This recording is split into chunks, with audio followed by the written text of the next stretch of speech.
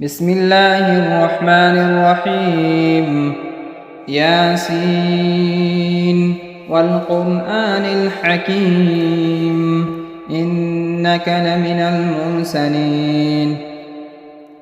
على صراط مستقيم تنزيل العزيز الرحيم لتنذر قوما ما أنذر آباؤهم فهم غافلون لقد حق القول على أكثرهم فهم لا يؤمنون إنا جعلنا في أعناقهم أغلالا فهي إلى الأذقان فهم مقمحون وجعلنا من بين أيديهم سدا ومن خلفهم سدا فأغشيناهم فهم لا يبصرون وسواء عليهم أأنذرتهم أم لم تنذرهم لا يؤمنون إنما تنذر من اتبع الذكر وخشي الرحمن بالغيب فبشره بمغفرة وأجر كريم إنا نحن نحيي الموتى ونكتب ما قدموا وآثارهم وكل شيء أحصيناه في إمام مبين واضرب لهم مثلا أصحاب القرية إذ جاءها المرسلون إذ أرسلنا إليهم 2 فكذبوهما فعززنا بثالث فقالوا إنا إليكم مرسلون قالوا ما أنتم إلا بشر مثلنا وما أنزل الرحمن من شيء إن أنتم إلا تكذبون قالوا ربنا يعلم إنا إليكم لمرسلون وما علينا إلا البلاغ المبين قالوا إنا تطيرنا بكم لئن لم تنتهوا لنرجمنكم وليمسنكم منا عذاب أليم قالوا طائركم معكم أئن ذكرتم بل أنتم قوم مسرفون وجاء من أقصى المدينة رجل يسعى قال يا قوم اتبعوا المرسلين اتبعوا من لا يسألكم أجرا وهم مهتدون وما لي لا أعبد الذي فطرني وإليه ترجعون أأتخذ من دونه آلهة إن يردني الرحمن بضر لا تغن عني شفاعتهم شيئا ولا ينقذون إني إذا لفي ضلال مبين إني آمنت بربكم فاسمعون قيل ادخل الجنة قال يا ليت قومي يعلمون بما غفر لي ربي وجعلني من المكرمين وما أنزلنا على قومه من بعده من جند من السماء وما كنا منزلين إن كانت إلا صيحة واحدة فإذا هم خامدون يا حسرة على العباد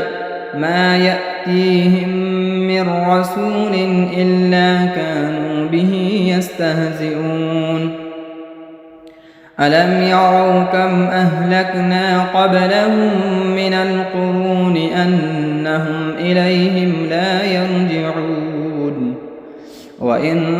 كل لما جميع لدينا محضرون وآية لهم الأرض الميتة أحييناها وأخرجنا منها حبا فمنه يأكلون وجعلنا فيها جنات من نخيل وأعناب وفجرنا فيها من العيون ليأكلوا من ثمره وما عملته أيديهم أفلا يشكرون سبحان الذي خلق الأزواج كلها مما تنبت الأرض ومن أنفسهم ومما لا يعلمون وآية لهم الليل نسلخ منه النهار فإذا هم مظلمون والشمس تجري لمستقر لها ذلك تقدير العزيز العليم والقمر قدرناه منازل حتى عاد كالعرجون القديم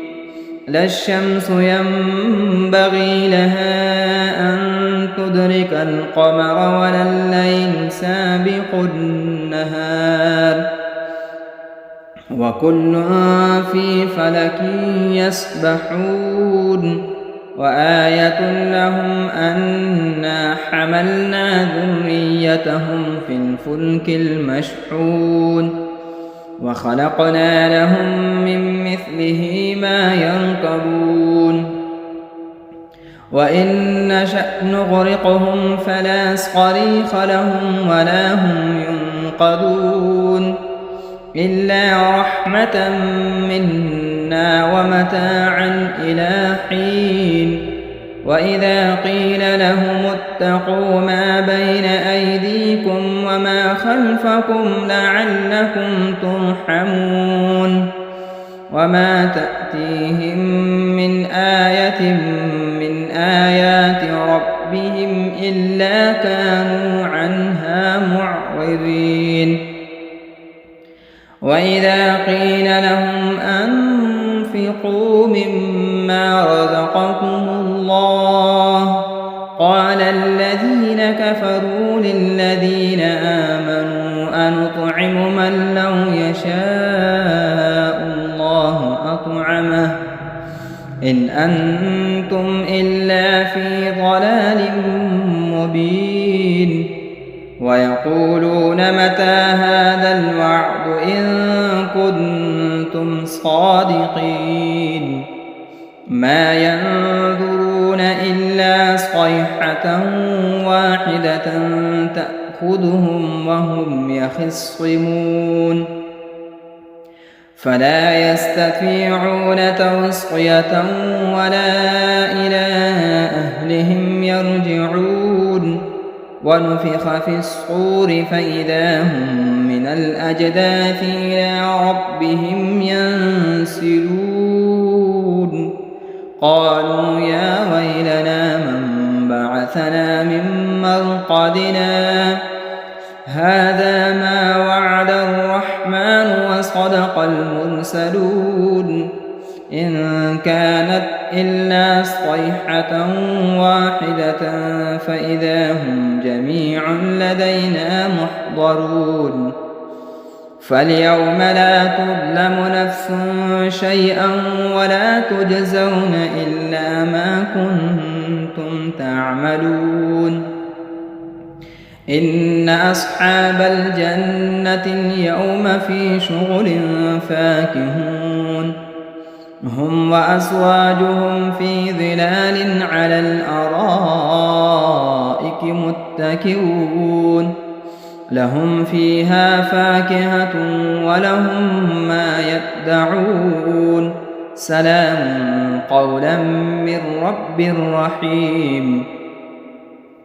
وامتازوا اليوم أيها المجرمون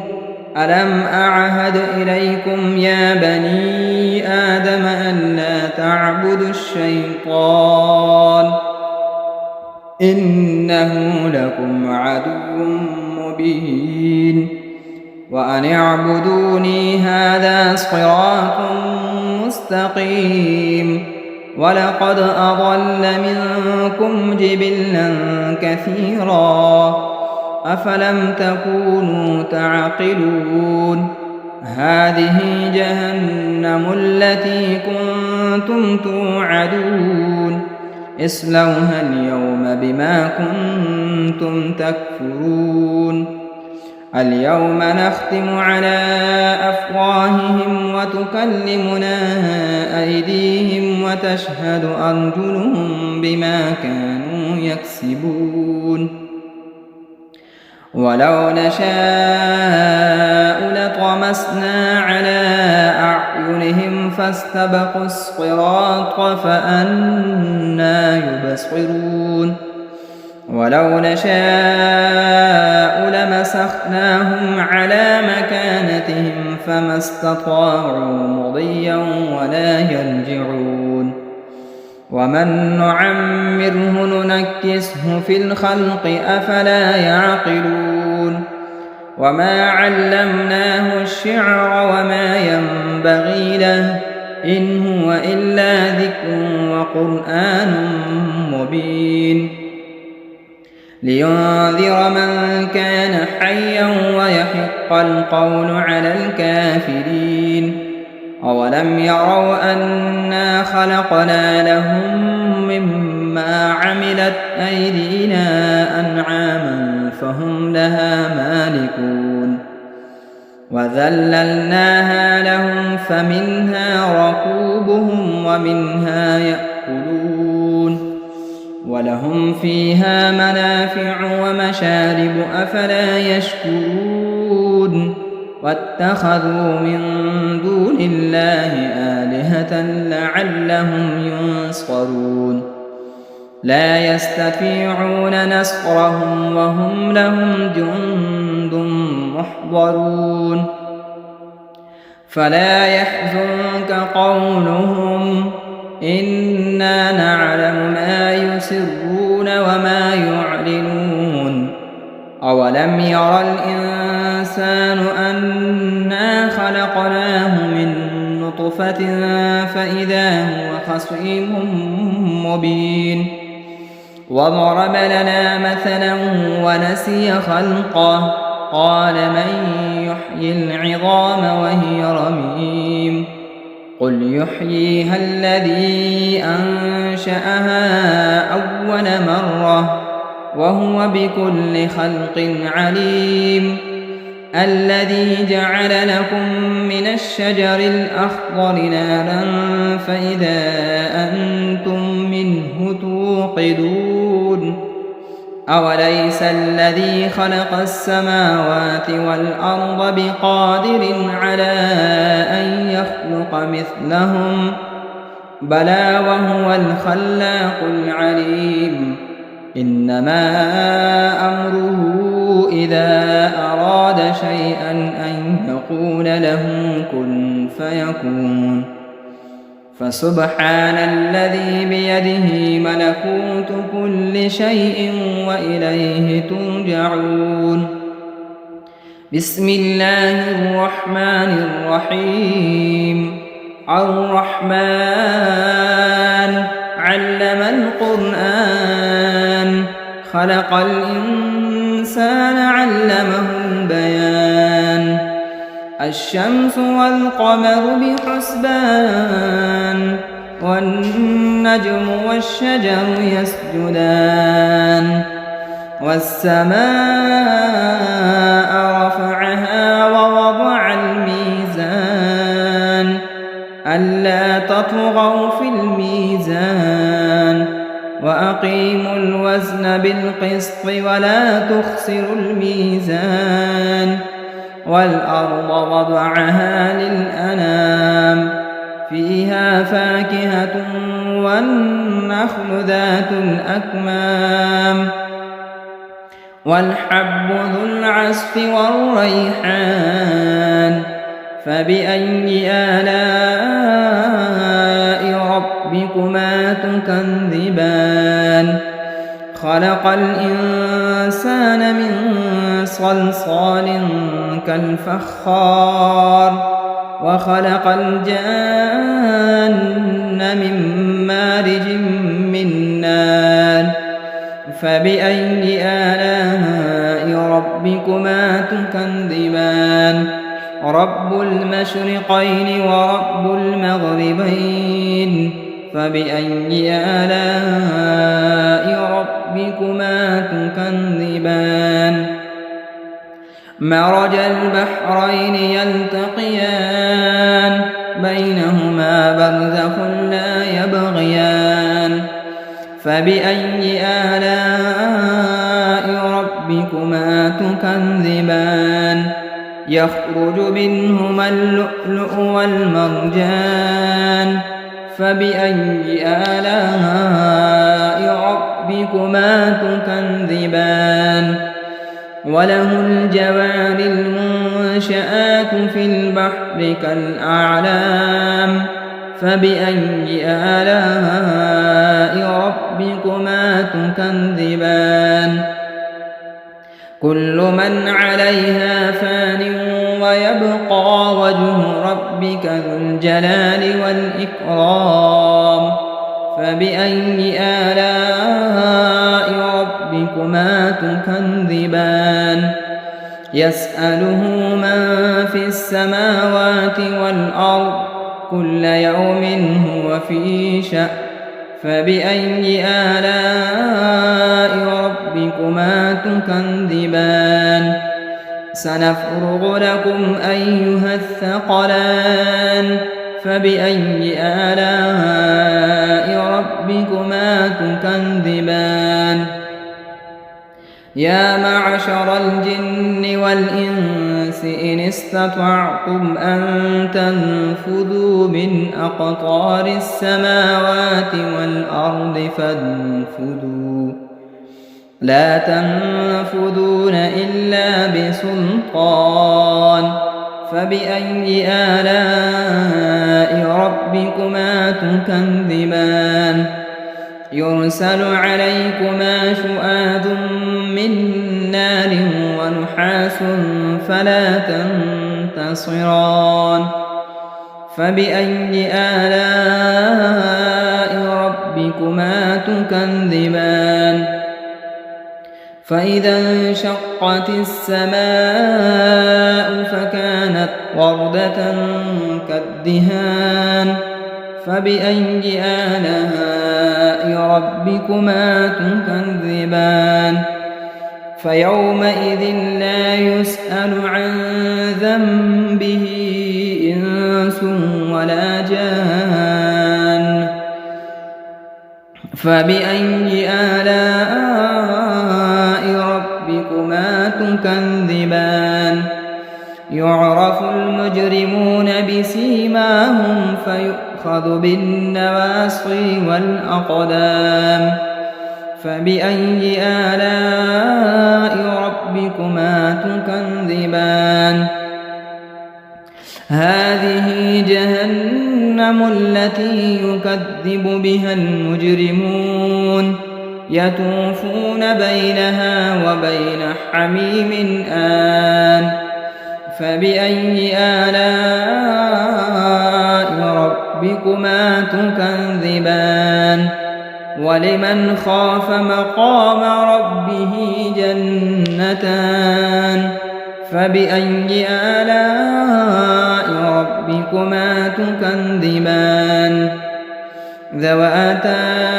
أفنان فبأي آلاء ربكما تكذبان فيهما عينان تجريان فبأي آلاء ربكما تكذبان فيهما من كل فاكهة زوجان فبأي آلاء ربكما تكذبان متكئين على فرش بطائنها من استبرق وجنى الجنتين دان فبأي آلاء ربكما تكذبان فيهن قاصرات الطرف لم يطمثهن إنس قبلهم ولا جان فبأي آلاء ربكما تكذبان كأنهن الياقوت والمرجان فبأي آلاء ربكما تكذبان هل جزاء الإحسان إلا الإحسان فبأي آلاء ربكما تكذبان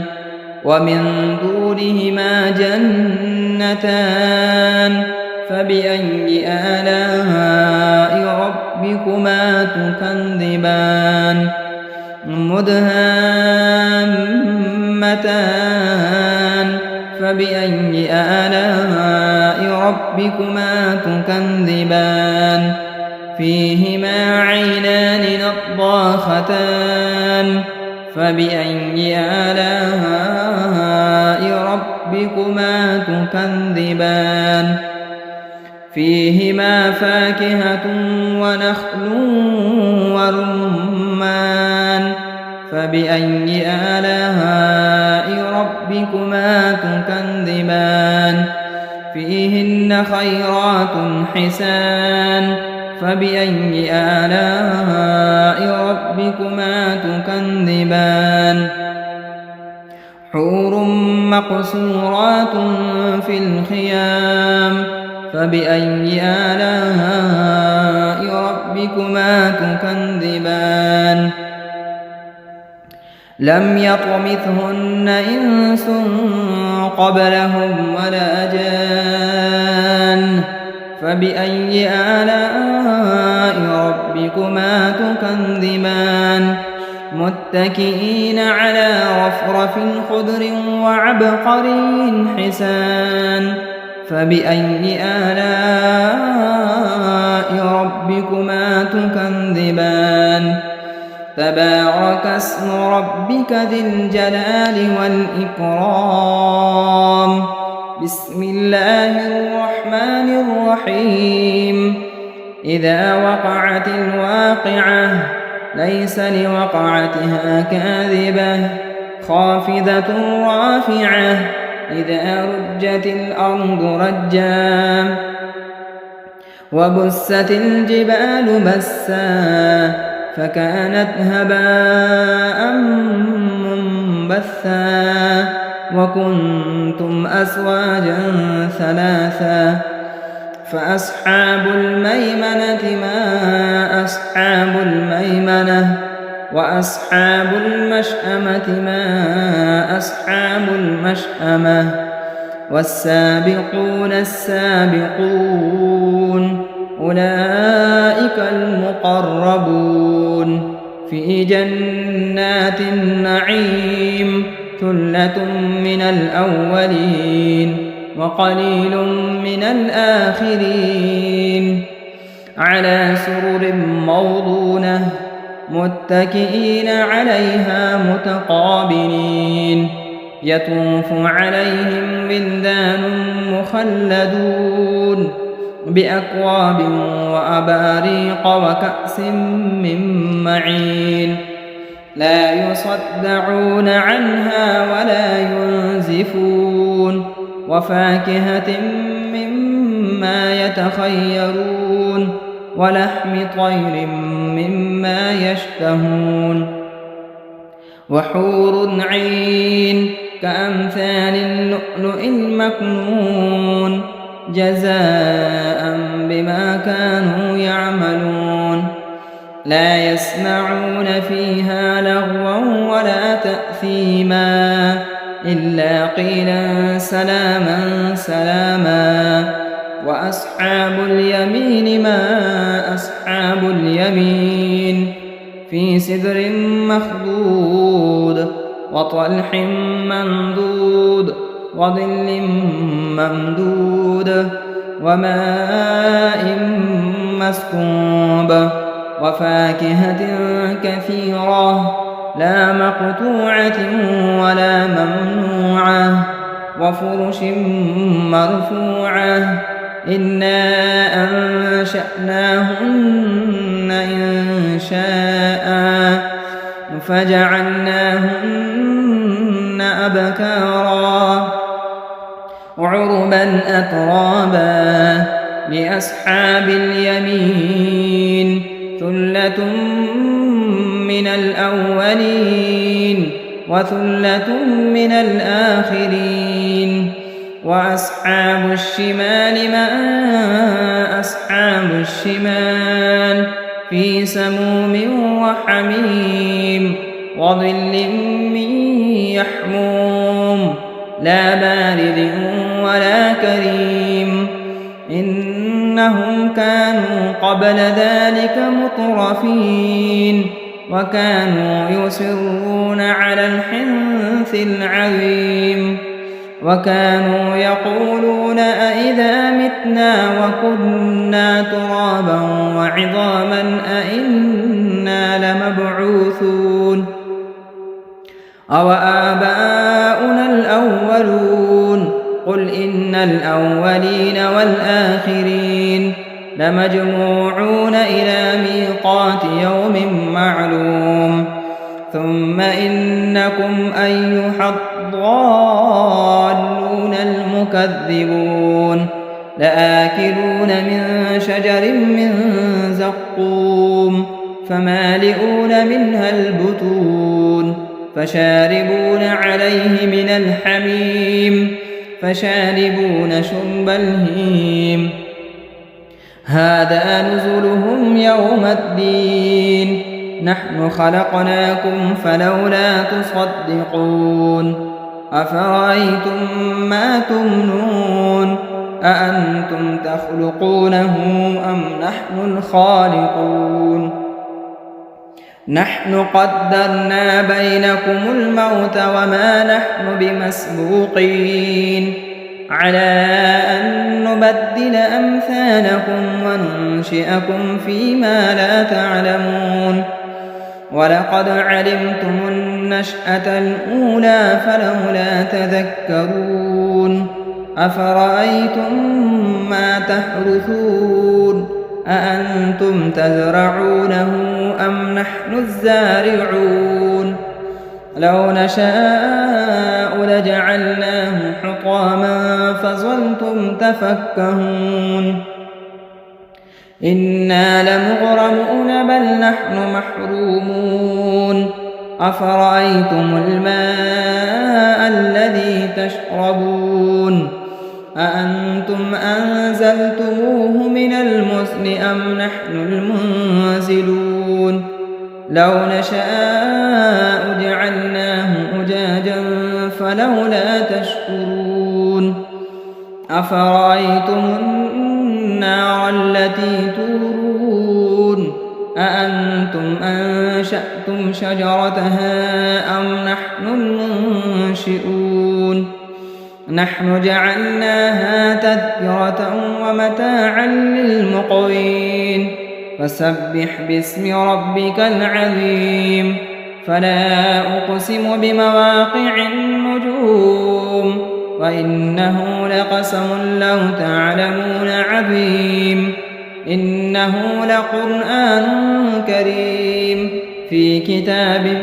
مكنون لا يمسه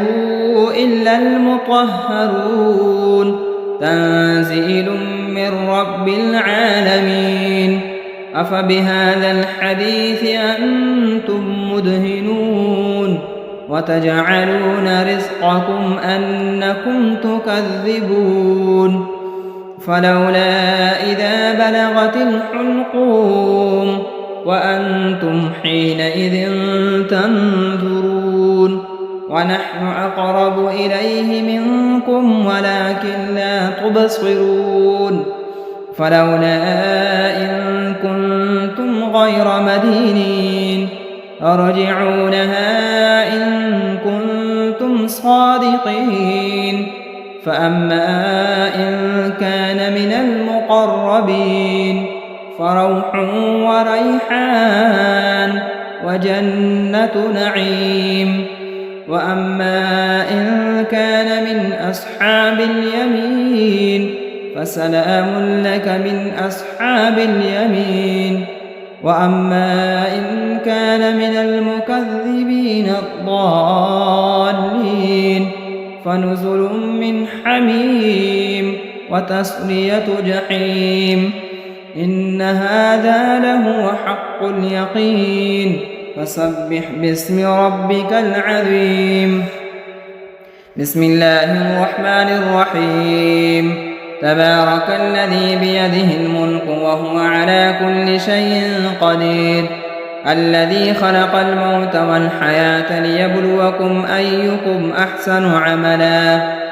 وهو العزيز الغفور الذي خلق 7 سماوات طباقا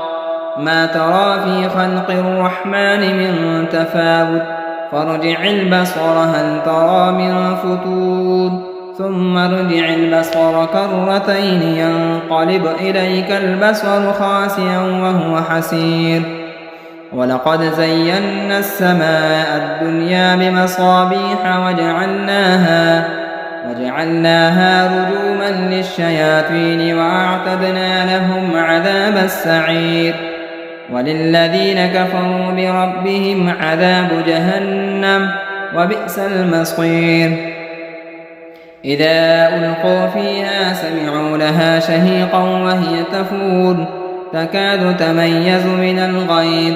كلما ألقي فيها فوج سألهم خزنتها ألم يأتكم نذير